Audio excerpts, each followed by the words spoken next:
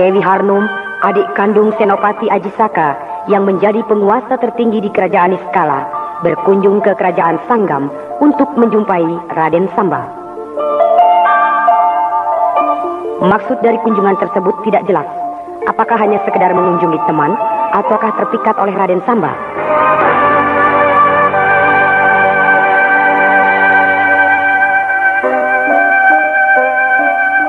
Sementara itu, Mantili yang telah mendapat saran serta nasihat dari Brahma bermaksud pula pergi ke kerajaan Sanggam untuk memulihkan hubungan mereka yang sempat renggang.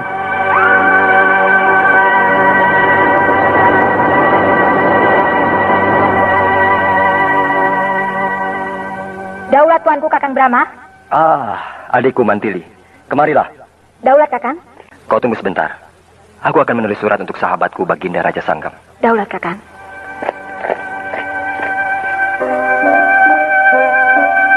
Mantili. Hei, Patih Kotawa.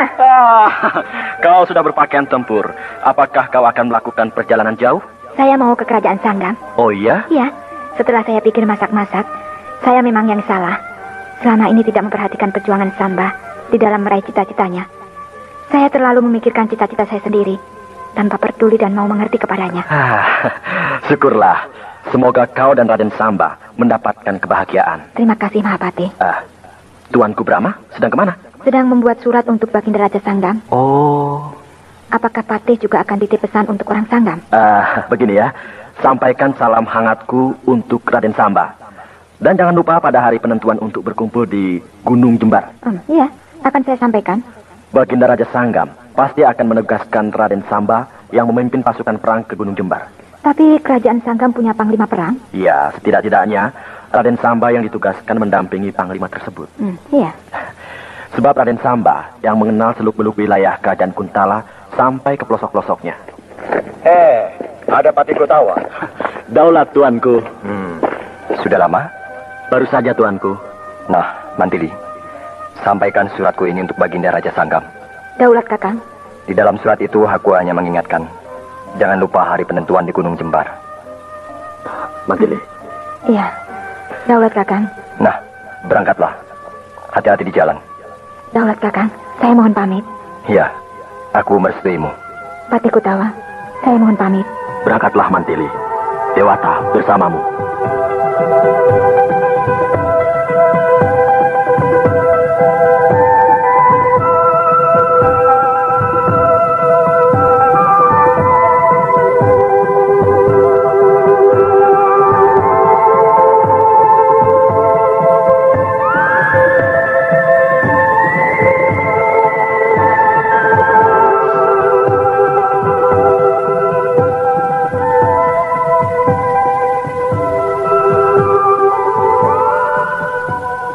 Selamat pagi, Pangeran Muda. Harnum, selamat pagi. Wah, meja kerjamu itu acak-acakan. Kertas-kertas dan alat tulis berserakan. Pasti tadi malam kau kerja keras merancang gambar. Iya. Kokok ayam jantan pertama, aku baru tidur. Nah, hari ini kita akan kemana? Tidak kemana-mana. Loh, kenapa? Selain semua tempat-tempat penting sudah aku kunjungi, dan juga aku tidak mau mengganggu kau yang repot. Itu bisa diatur. Tidak. Hari ini lebih baik kita berhandai-handai saja di seputar keraton ini. Ya, baiklah kalau itu keinginanmu. Lagi pula, besok aku sudah harus pulang ke kerajaan Niskala. Oh ya? 5 hari lagi pasukan perang kerajaan Niskala sudah harus berangkat ke Gunung Jembar. Iya. Hari penentuan di Gunung Jembar sudah dekat. Nah, ya. Tidak boleh tidak. Aku harus berada di tengah-tengah pasukan perangku. Iya, benar.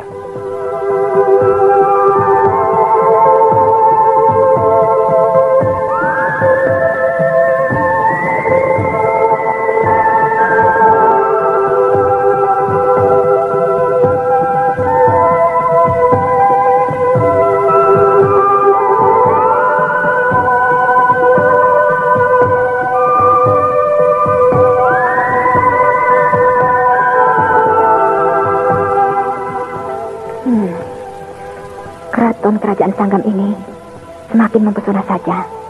Ya, keraton ini memang tidak terlalu besar, sehingga tidak susah merawatnya.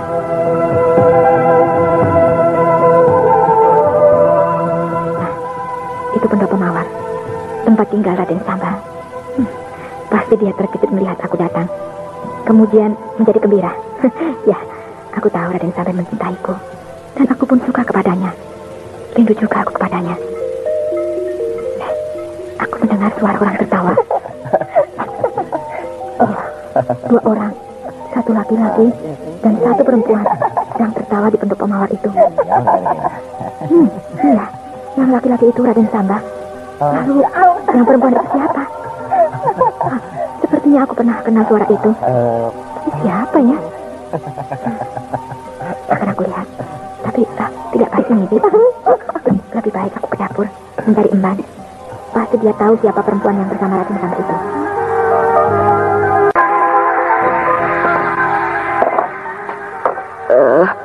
Ayam ini alot banget. Sudah digodok sekian lama masih saja keras dagingnya. Ayam apa sih ini? Ayam keturunan jin barangkali. Si Barnawi tukang ayam itu akhir-akhir ini kerjanya teledor. Ngirim sayuran, sayuran sudah layu. Ngirim ayam, ayam tua. Awas. Besok kalau dia kesini, aku getok kepalanya pakai centong nasi. Sudah. Hari ini tidak usah masak ayam. Masak yang lainnya saja. Coba. Aduh, Gusti Ayu Dewi Mantili. Daulat Gusti Ayu, hamba menghantur sembah. Terima kasih, Emban. Sembahmu aku terima. Kemana saja Gusti Ayu? Lama banget tidak kesini. Sibuk, Emban. Oh, semakin cantik saja Gusti Ayu ini. Siapa yang sedang bercengkrama dengan Raden Samba di teras samping pendok pemawar itu? Oh, itu kan Gusti Ayu Dewi Harnum. Dewi Harnum? Aduh, kenapa sampai melotot begitu, Gusti? Dewi Harnum dari kerajaan Iskala? Iya, benar Gusti Ayu. Sudah 6 hari dia berada di sini. Loh, kenapa Gusti Ayu? Tidak, terima kasih, Emban.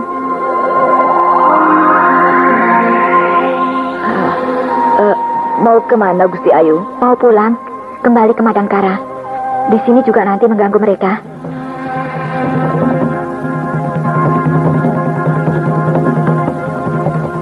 Wah, pasti Gusti Ayu Dewi Mantil itu marah. Atau cemburu kepada Gusti Ayu Dewi Harnum. Raden Samba sih, semua gadis cantik dilayani. Jadinya begitu, ada yang ngambek salah satu.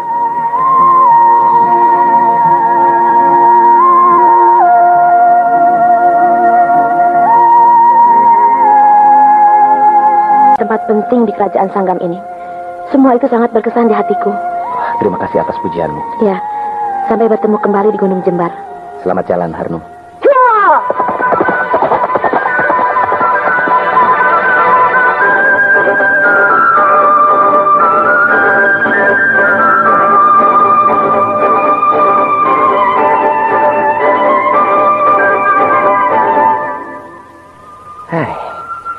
Apa itu menancap di batang pohon sawo? Paku besi. Iya, senjata rahasia ini milik Mantili. Aku hafal benar. Paku besi kecil putih berjumpai benang emas. Pasti ada Mantili. Mantili? Mantili? Mantili? Daulat Pangeran. Mbak, aku bukan memanggil kau, tapi aku mencari Mantili. Gusti Dewi Mantili sudah pulang ke kerajaan Madangkara. Pangeran muda. Kau ini ngomong apa? Ngomong apa? Orangnya belum kelihatan, masa sudah pulang lagi? Ampun, Pangeran. Hamba berkata sesungguhnya. Kalau kau bohong, lehermu gantinya. Hamba bersedia dihukum mati. Baik, lekas katakan. Kemarin sore, Gusti Dewi Mantili datang. Akan tetapi tidak jadi masuk ke pendok pemawar. Karena beliau melihat Pangeran sedang bercengkerama dengan Gusti Dewi Harnum. Benarkah begitu? Iya. Gusti Ayu Dewi Mantili lalu ke dapur menjumpai hamba dan menitip pesan bahwa beliau segera kembali ke kerajaan Madangkara. Dewata yang agung. Mantili. Mban, lalu bicara apa lagi dia? Hanya itu saja. Mantili, kau salah paham. Sudahlah, kembali kau ke dapur. Daulat Pangeran.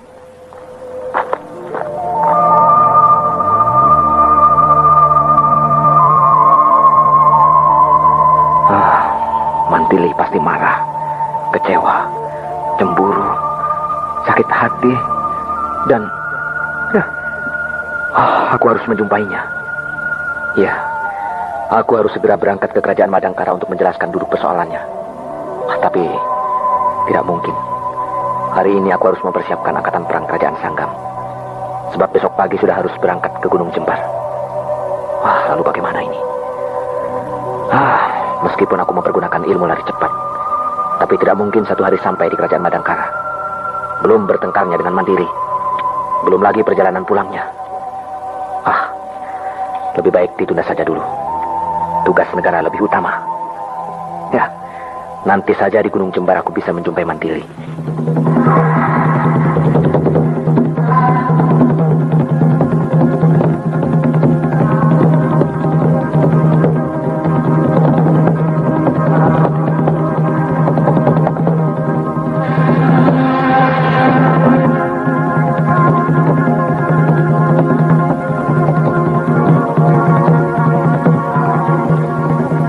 Daulat Tuanku Brahma. Kemarilah, Pati Gotawa. Daulat Tuanku. Bagaimana persiapan terakhir angkatan perang kita? Beres, Tuanku. Seluruh kesatuan pasukan perang sudah dalam keadaan siap siaga. Suatu waktu siap untuk diberangkatkan. Bagus. Nah, mari kita lihat sekali lagi peta perjalanan kita menuju ke Gunung Jembar. Daulat Tuanku. Ini Gunung Jembar. Dan ini kerajaan kita, Madangkara. Daulat Tuanku, ini kerajaan Sanggam, ini kerajaan Niskala, ini kerajaan Saptarema, dan ini kerajaan Salingkung. Setelah melihat peta ini, jelas sekali nampak bahwa yang paling dekat ke Gunung Jembar adalah kerajaan Niskala. Sedangkan yang paling jauh ialah kerajaan Saptarema. Daulat Tuanku, dari kerajaan Saptarema ke Gunung Jembar akan makan waktu 1 bulan. Itu dalam perjalanan normal. Tapi kalau membawa angkatan perang, bisa lebih dari 1 bulan. Sebab kau tahu sendiri, perlengkapan angkatan perang itu sangat banyak. Puluhan pedati harus dibawa untuk tempat persenjataan dan perbekalan makanan. Belum lagi ratusan ekor kuda. Benar, Tuanku. Sedangkan dari kerajaan Niskala ke Gunung Jembar, dalam 2 minggu sudah bisa sampai. Sedangkan kita, lalu kerajaan Lingkuh dan kerajaan Sanggam, kira-kira 3 minggu akan sampai ke Gunung Jembar. Bila demikian, kita tidak perlu tergesa-gesa agar sampai di Gunung Jembar. Bisa bersamaan waktunya dengan angkatan perang kerajaan lainnya. Ya, betul.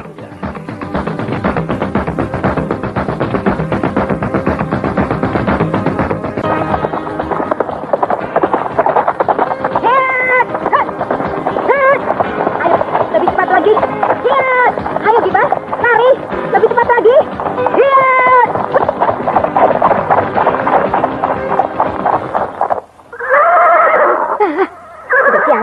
Brengsek, berhenti tidak pakai aturan. Kenapa kau berhenti mendadak, ha? Dasar binatang. Kau sama saja dengan Raden Samba, pengkhianat cinta. Bosan sama aku, main sama perempuan lain. Udang. Ada apa? Ngomong terus. Kenapa kau ketakutan? Kalau kau bukan hewan, pecahkan kepalamu. Harimau. Pantas kau ketakutan, Gimbal. Rupanya ada Tuan Belang itu yang punya hutan. Hei, macan jelek. Kebetulan aku sedang ingin mati. Ayo ke sini kau. Raja hutan macam apa kau? Cuma aum-aum melulu. Hiat! Hiat! Hiat! Mampus tu. Hiat!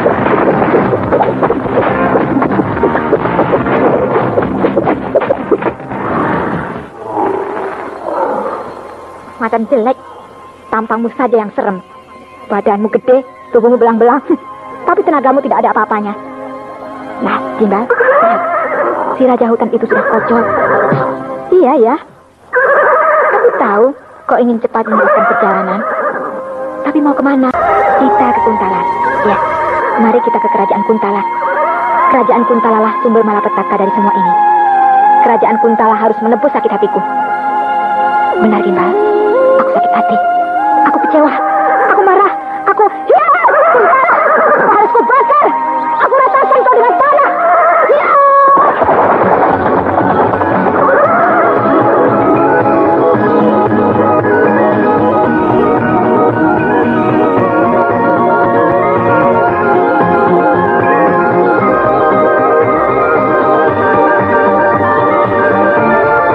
marah, cemburu bercampur baur menjadi satu di dalam diri Mantili.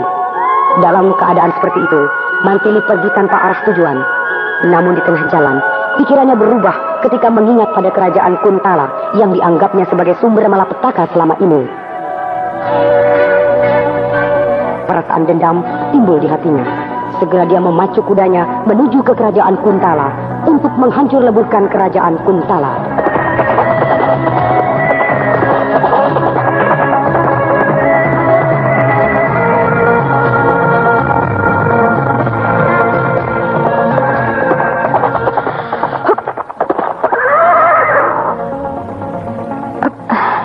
Kita sudah sampai di tapal batas kerajaan Kuntala. Mas Kimbal, aku tidak akan ganti pakaian dan tidak akan menyamar. Masa bodoh, ada yang akan mengenalku atau tidak. Aku tidak ambil pusing. Sebab tujuanku bukan untuk sebuah tugas rahasia, melainkan untuk membuat kekacauan.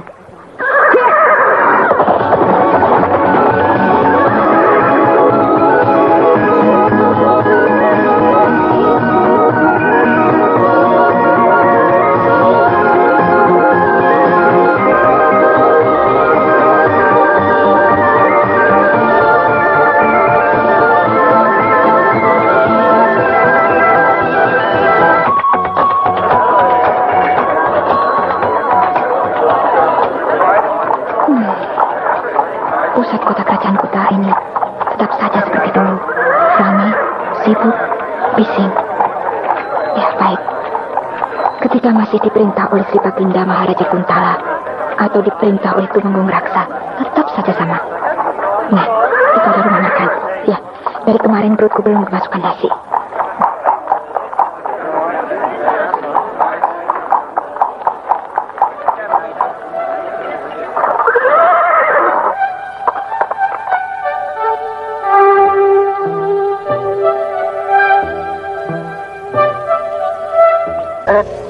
Silakan duduk, Nona. Ya, kalau dimarahi baru bilang silakan duduk. Kalau Nona besar datang, kau harus cepat menyambutnya. Lalu mengantarkan ke kursi yang kosong, mengerti? Iya, Nona. Pantas rumah makan ini sepi. Tidak laku. Pelayannya saja bego. Marah ya? Tidak, Nona. Cepat siapkan makan. Iya. Istimewa, kau mengerti? Iya, baik, Nona. Hanya ada 5 orang tamu rumah makan. Dan semuanya memandang padaku. Hei! Kenapa kalian memandangku? Makan saja. Jangan noleh ke sana kemari. Nanti nasi masuk ke hidung, ngerti? Pelayan! Iya, Nona. Ya. Mana makanan pesananku, ha? Sudah dibuat, Nona. Lambat banget. Bawa ke sini, cepat. Aduh, jangan berteriak-teriak di sini, Nona. Di sini rumah makan, bukan di hutan. Apa? Ya, tidak usah berteriak-teriak, Nona. Pelayan, Ya. mana kakimu? Kaki. Ya, aku ingin lihat. Apakah kau punya kaki atau tidak? Wah, punya, Nona. Iya, kakimu cukup bagus. Betisnya gede. Ini apa? Itu tulang kering, Nona. Kau bisa menari tidak? Menari? Iya. Tidak bisa, Nona. Nah, kau pasti bisa menari tanpa harus belajar. Maksud Nona? Tulang kering kakimu ini akan aku getok pakai kayu ini. Hah? Kursi itu dipatahkan dengan mudah. Padahal kursi itu dari kayu jati. Aku perlu kayunya. Wah, Nona jangan merusak. Aku butuh kayunya untuk menggetok tulang keringmu. Iya. Apa Aduh, Nona. Aduh. Kau sekarang bisa menari. Aduh, Nona. Wah, tarianmu bagus sekali. Seperti tarian monyet. Aduh, Nona. Aduh. Makanya jangan main-main padaku. Ayo, mana makanannya? Cepat bawa ke sini. Iya. Aduh.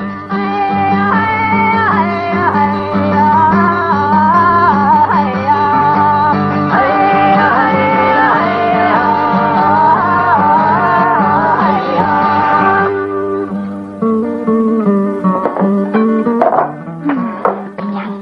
Sekarang aku harus mencari penginapan untuk istirahat. Nona. Ada apa, pelayan? Wah, jalanmu jadi pincang. Kakimu masih sakit ya? Lumayan. Sakitnya sudah berkurang, Nona. Mau menari lagi? Tidak, jangan. Lalu kau mau apa? Nona mau kemana? Di sini juga mau apa? Makan sudah, minum sudah. Perutku sudah kenyang banget. Tapi Nona belum bayar. Bayar? Makan di restoran harus bayar, Nona. Bandel juga kok pelayan. Tidak kapok ya? Jangan begitu, Nona. Kasihanilah saya. Nanti saya dimarahi juga kan. Nurin Wah, pemilik rumah makan ini, Nona. Pelayan, kau lihat meja dan kursi itu? Oh, lihatnya. Nah, kursinya ada berapa? 1, 2, 4, Nona. Mejanya? 1. Nah, lihat ya. Lihat! Masya Allah. Meja besar dan 4 buah kursi itu sekali sabet oleh pedang hancur berkeping-keping. Nah, meja itu meja besar dan tebal. Kayu jati asli. Kursinya juga kayu jati asli. Tapi oleh pedangku ini, semuanya seperti kedebok pisang. Aduh. Kau juga bisa seperti meja dan kursi. Jangan. Tubuhmu terputus-putus jadi 5 atau 10. Ampunmu, jangan bunuh saya. Aduh. Makanya, jangan minta uang padaku. Iya, Nona, iya. Nah, sekarang ambil uangmu. Ambil uang? Iya. Uang saya? Iya, cepat. Saya tidak punya uang, Nona. Uang kas rumah makan ini, Bego. Hah? Nah, ambil kaleng kecil tempat penyimpanan uang yang disimpan di laci mejamu itu. Lalu bawa ke sini. Aduh, itu uang kas rumah makan ini, Nona. Aku tahu. Jangan. Baik. Aduh. Rupanya kau ingin merasakan pedangku ya? Aduh, ya ampun, Nona, ampun. Makanya cepat ambil semuanya. Ya. Aduh.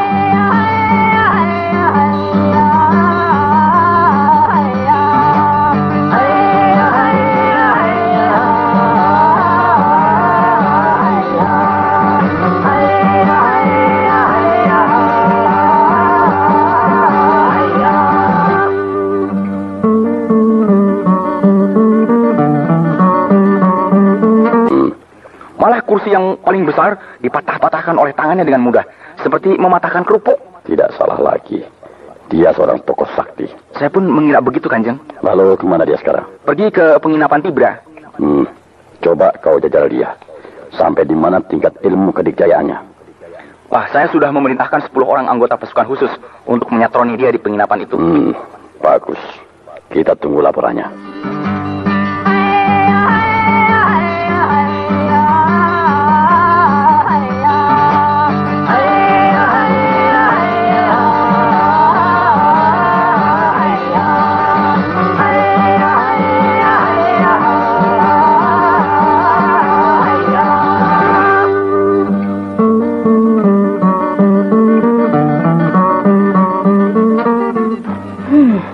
Penginapan ini besar dan mewah. Pasti sewanya mahal.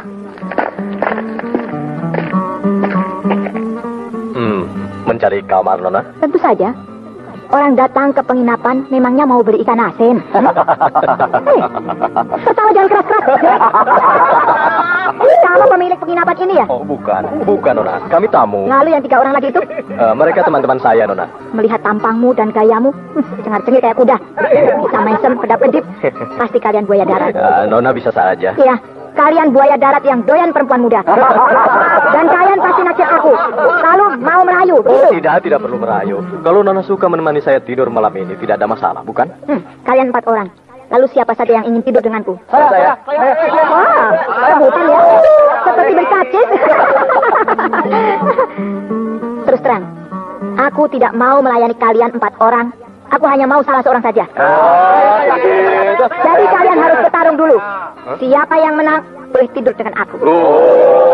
Bagaimana? Serambi depan penginapan ini cukup luas untuk arena perkelahian. Wah, nggak bisa begitu, Nona. Tuh, kenapa? Kami berempat berteman baik dan selalu kompak. Jadi tidak mungkin kami berkelahi satu sama lain untuk memperebutkan Nona. Kalau begitu, aku saja yang berkelahi. Ya, kalian maju satu persatu. Atau sekaligus semuanya boleh juga. Dan siapa yang bisa mengalahkan aku, dialah yang boleh tidur dengan aku. Nona sungguh-sungguh? Loh, memangnya aku sedang menawarkan daging gratis? Baiklah, saya coba. Bagus. Ya. Hius! Aduh, hidungku sakit sekali. Oh, berdarah. Wah, darah dari hidungmu muncrat. Seperti air mancur. Ini lagi. Hiat! Hei, kenapa mulutmu? Hidungmu, mulutmu pecah-pecah. Darah mengucur dan gigimu rontok semuanya. Bagus. Tanpa gigi, kau lebih ganteng.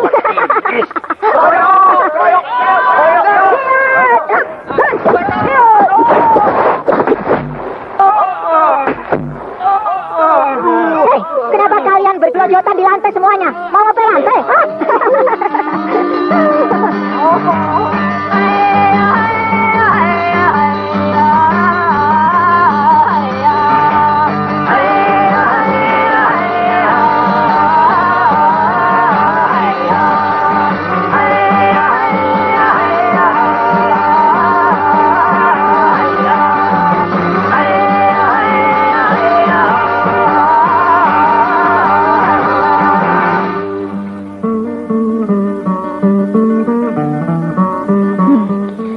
penginapan Tibra ini cukup menyenangkan, lebar dan bersih. Mudah-mudahan malam ini tidak ada gangguan. Aku ingin tidur sepuasnya.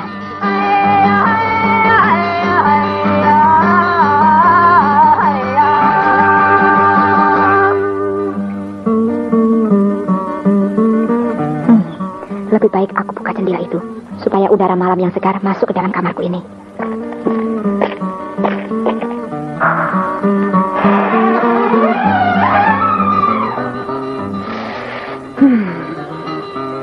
Udara di pusat kerajaan Kuntala ini memang segar. Badanku terasa nyaman. Siapa itu di bawah?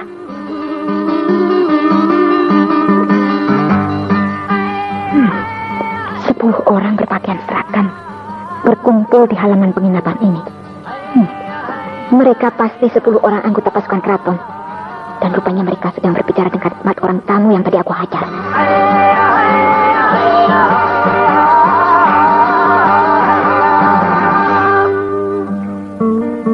Ya, pasti 4 orang tamu itu menceritakan pengalamannya berkelahi dengan aku. Dan kedatangan 10 orang anggota pasukan keraton itu pasti ada hubungannya dengan kelakuanku di rumah makan Mucekil. Nah, mereka semuanya masuk ke dalam. Pasti mereka akan menyerbu ke kamarku ini. Baik, kamar ini akan aku jadikan kamar pembantaian.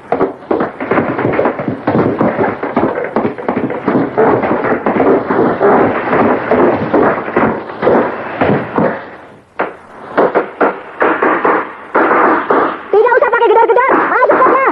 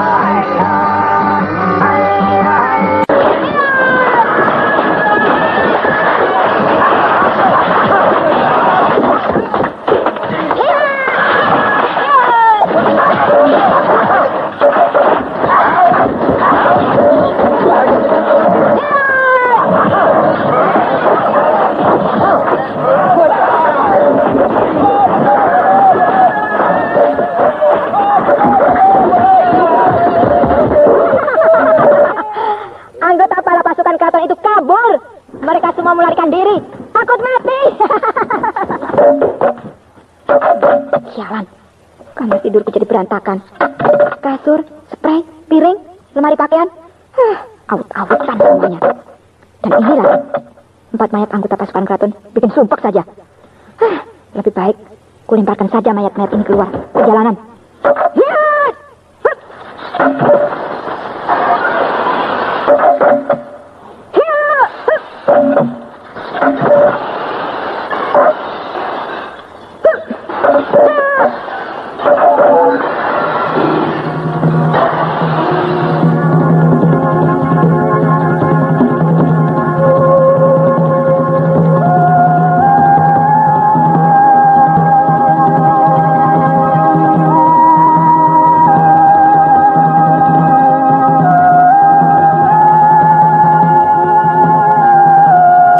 Prajurit pasukan khusus tidak berdaya. 4 orang tewas dalam waktu sebentar saja. 4 orang yang mati. Betul, Kanjeng. Betapa bertempur di dalam kamar yang sempit, perempuan itu tetap saja bisa bergerak dengan cepat. Padahal kamar itu penuh oleh 11 orang yang semuanya pegang pedang. Yang lebih sadis lagi, mayat 4 orang prajurit pasukan khusus itu dilemparkan dari loteng ke bawah. Jatuh di jalanan. Orang-orang sampai buyar ketakutan. Siapa namanya perempuan perusuh itu? Itulah yang disayangkan, Kanjeng. Dia tidak mau menyebut namanya. Melihat keganasannya dan kekejamannya, pasti dia salah seorang tokoh dari golongan hitam. Ya, pasti. Kita perlu orang-orang seperti itu. Nah, coba kau dekati perempuan perusuh itu, lalu ajak ke sini. Bicaralah dengan dia baik-baik, ramah dan sopan. Pasti dia tertarik untuk bergabung dengan kita. Baik, Kanjeng.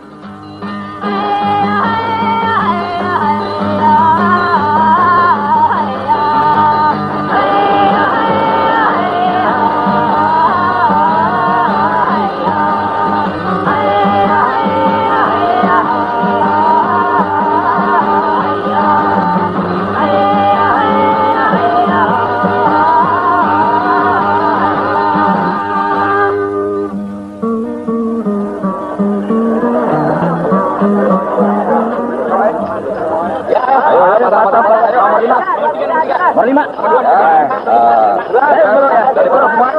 Ayo. Ya, bentar ya. Nomor 10. Nomor 9. 9. Ayo. Pasang lagi. Ayo, pasang lagi. Ada perempuan cantik. Ayu cantik. Cantik Ayu. Ada harimau. Aku bilang bubar. Kenapa berhenti? Ayo teruskan judinya. Tadi kau bilang bubar, sekarang bilang terus. Bagaimana sih? Siapa kau? Orang. Dia tahu kau orang. Perempuan muda, cantik lagi. Iya, cantik. Begini, kalian boleh terus main. Ya. Tapi harus bayar. Bayar? Ya. Bayar apa? Bayar uang, bego. Cakep, begitu galak. Kalian harus setor uang padaku. Baru kalian bebas berjudi di tempat ini. Tempat ini sudah kami sewa dari Pak Tobri itu. Lalu, kau siapa? Pada Pak Tobri kalian harus tetap bayar. Dan padaku, juga harus bayar. Kau ini ngomong apa sih? Ngomong ini nih. Iya. Rasain lu. Pipiku panas. Sakit banget. Mana kalian? Kumpulkan semuanya, cepat. Perempuan edan mau mengadu. Kita keroyok ya.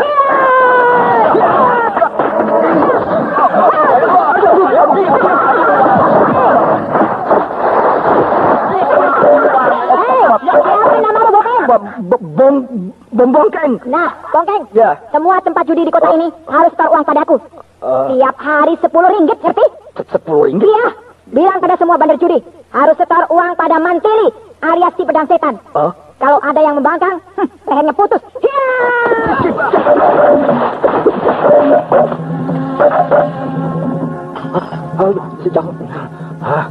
Yang bambu yang besar itu sekali sabet pakai pedang putus dari 10 potong. Nah, siapa yang membangkang, nasibnya sama dengan tiang bambu itu.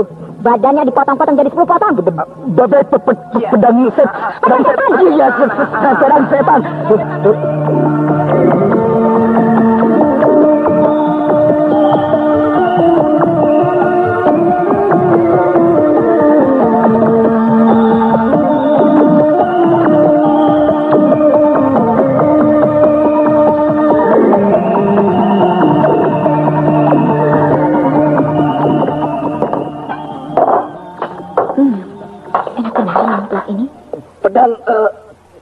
Setan. Hei, bongkeng. Ya. Sini. Setan. Pedang. Setan pedang. Pedang setan. Apa kok ini, bongkeng? Ya. Ada apa? Ngomong jungkir balik tidak keruan. Begini. Bandar-bandar judi, semuanya tidak ada yang mau store sama kamu. Oh ya? Iya. Kata mereka, perempuan apaan? Minta duit segala. Ya. Begitu dia bilang. Memangnya duit nenek moyangnya. Kalau mau mengemis ya datang ke sini. Aku kasih 2 ketip. Begitu katanya. Setan pedang. Wah, salah lagi. Pedang setan. Hei, kau jangan panggil namaku Til. Sekali lagi kau bilang Til, aku robek mulutmu. Til, maaf, lupa. Nah, siapa yang ngomong begitu? Semuanya. Berapa orang bandar judi yang ada di ibu kota kerajaan Kuntala ini? Yang saya tahu 10 orang. Belum yang kelas 3. Apalagi yang kelas kakap, kelas tinggi. Wah, pokoknya banyak. Baik, ayo kita datangi satu persatu. Ayo.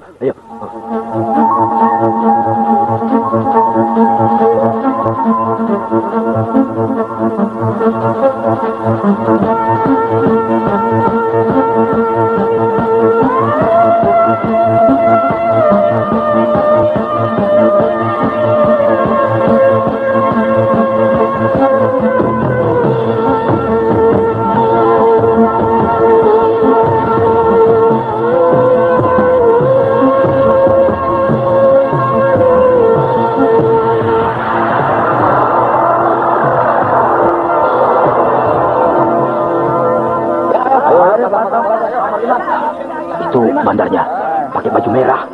Namanya Pak Kimong.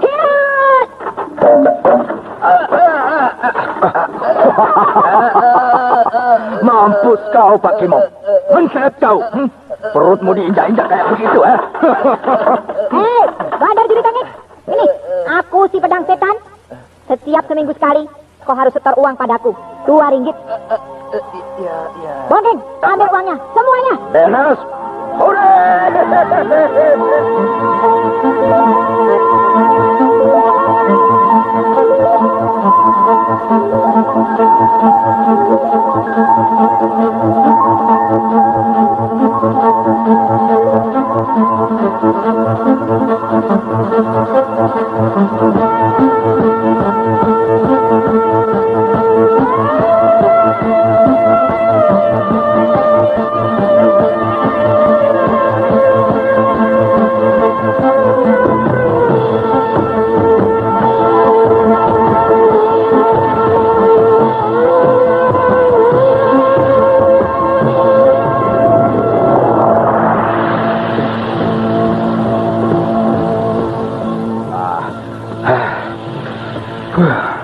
Senang banget aku. Semua bandar judi satu persatu dihajar, jungkir balik. Padahal rata-rata mereka jago berantem. Tapi oleh kamu, sekali tendang, mencret. Nah, coba hitung uang itu. Ada berapa semuanya? Wah, banyak banget. 100 ringgit lebih. Bayangkan saja, 10 orang bandar judi. Uang itu bandar judi itu kan ada 10. Uangnya kita rampas. Nah, lihat nih. Wah, banyak. Bisa beli rumah 3 biji ini. Nah, kau ambil 50 ringgit. Ada orang tuh, perempuan di sana. Biarkan saja, cepat ngomong. Ya, berapa tadi? 50 ringgit. 50 ringgit. Oh iya, Kenapa tidak? punya 50 ringgit. Iya, aku tidak usah kerja 1 tahun. Pokoknya hura hura hura.